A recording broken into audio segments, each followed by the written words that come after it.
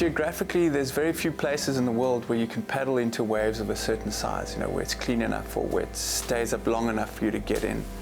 And yeah, Cormac is one of those places. It's a geographical,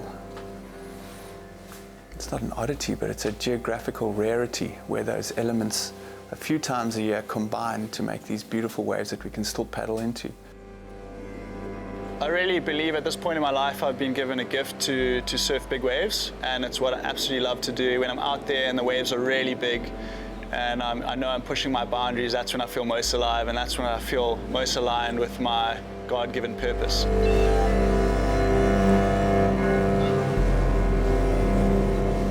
My name is Matt Bromley, I'm 27 years old from Kommetjie, Cape Town, and I'm a big wave surfer.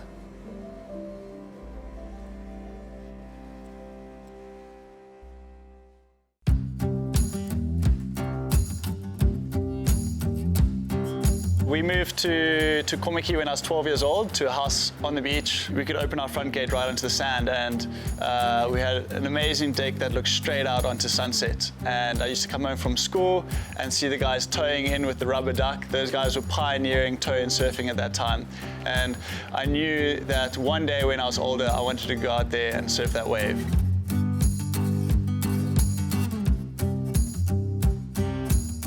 I've been surfing sunset now for 12 years, and I've always had a dream to paddle a really, really big hollow wave out there. And this day popped up on the charts. It looked like it was maybe going to be too windy, but it was I think 6.5 to 7 meters at 16 seconds or 18 seconds. It was a huge, huge swell. It's pretty south swell. It looks massive. That's a lot of energy going up into the straight to sunset. Hopefully. We're just here at the lookout up at the church, checking out sunsets, and no one really knows whether it's actually paddleable because we're just seeing some humongous sets coming through, barreling through the lineup. So I guess we're just trying to figure out what's the best plan of action from here. But it looks wild out there. It looks big and wild. I remember launching from the Kommetjie slipway with Alan van Geysen, and I was so glad he was driving because there was just full whiteout for about 2 kilometers out to the horizon. You literally, it just looked like an absolute chaotic mess. And then when we got to sunset, it was just groomed, massive, massive peaks coming in, and it was so exciting. A couple of the old boys, the old legends, were already out there towing, and they were absolutely raving. I was amped to check it out for a bit. I'd never seen waves like this out in front of my house before. Simon Lowe comes up to me, he's like, "Come, we're gonna get you the biggest wave of your life." I was like, "I just want to chill for a bit." And he's quite a persuasive guy. His nickname's the coach. So next thing I knew, I was behind the ski, and the first wave that came to us, I just saw Simon getting so pumped. He was like, "This is it, this is it." I saw the horizon capping, and I've never seen it doing that at sunset before, and I was like, "Oh my gosh, something really big is coming." And he towed me in at a really good pace, and I remember letting go, and I was at the top of the wave, and then I just went over the edge.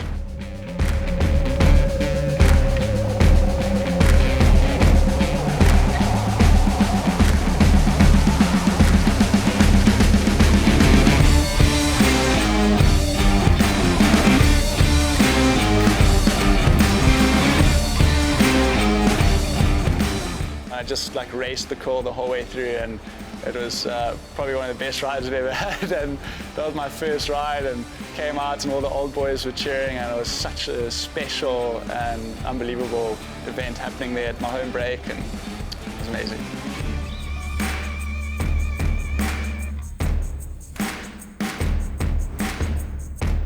We came into the slip, and I think within a minute, there was suddenly everyone had a beer, and I was like, whoa, that was like magic. How did everyone get a beer so quickly?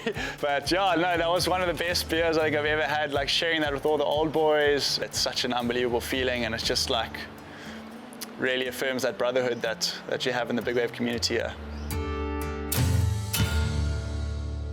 We got sunset right off the back of Kommetjie, and then across the bay in front of Hout Bay is Dungeons. Dungeons is one of the scariest, most unpredictable, often chaotic big waves in the world. Waking up here in Kommetjie, you know a little bit of what's going on, you know it's happening, but you have no idea what it's actually like. That gives you anxiety.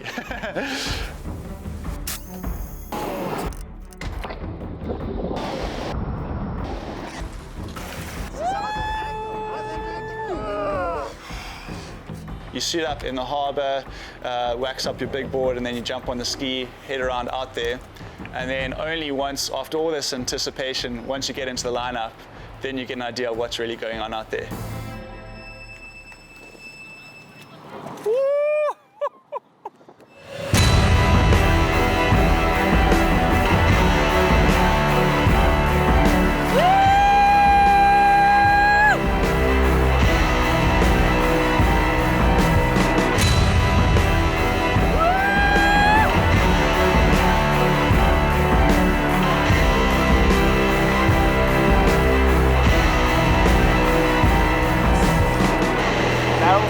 Barrel time.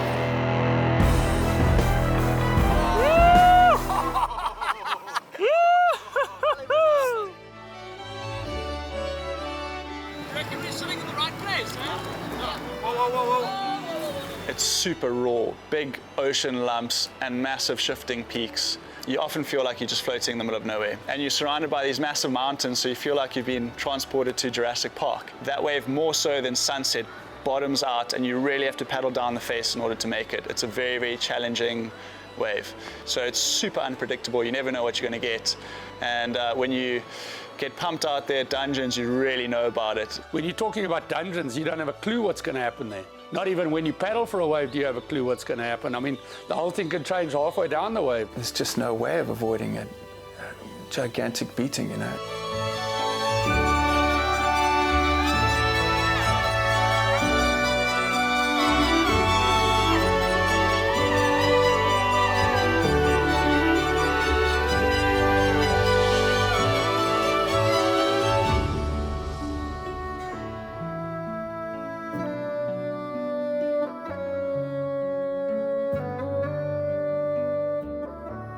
The waves were almost, to my mind, almost unrideable, the bigger waves, yet he handled them with confidence. And it's very difficult, I think, for anyone to handle Dungeons with confidence.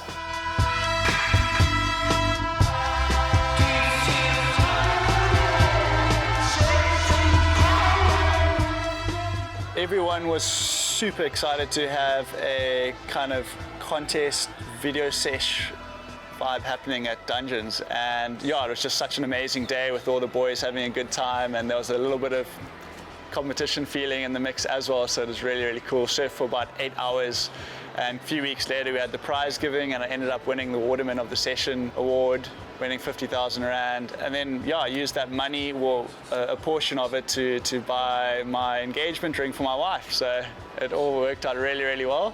And yeah, it was amazing to have a session out there with all the boys in the competition arena. I definitely draw a lot of inspiration from the older crew in Komiki, especially starting with my dad. I mean, he took me out to Oudtshoorn when I was super young and out to the factory and helped me to overcome the fear in those early years. And it's pretty awesome now. He's 63 and he just surfed Dungeons for the first time, so he's absolutely sending it. It's amazing to see. I was 63 when I surfed Dungeons, but I didn't really surf it, I got one wave. Yeah. So your son brought out the inner big wave surfer in you then? Yeah, he's my inspiration. You really see the value of what Matt does when he connects with people, you know, and when he gets to have these story nights or share his story with people. As I said, they may never be a big wave surfer, but like, wow, this guy, he's achieved his dreams and his goals. Why is that? It just shows that, you know, a young kid from Komiki, you know, can be the world's best big wave surfer potentially. That means somebody else can do that, you know. People are like, well, I can live my dream. So without a doubt, very inspirational.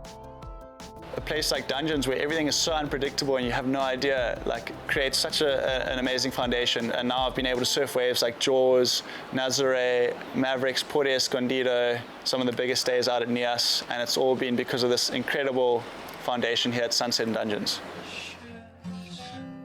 I stay lined in the backyard to transfer back to the back seats to black streets.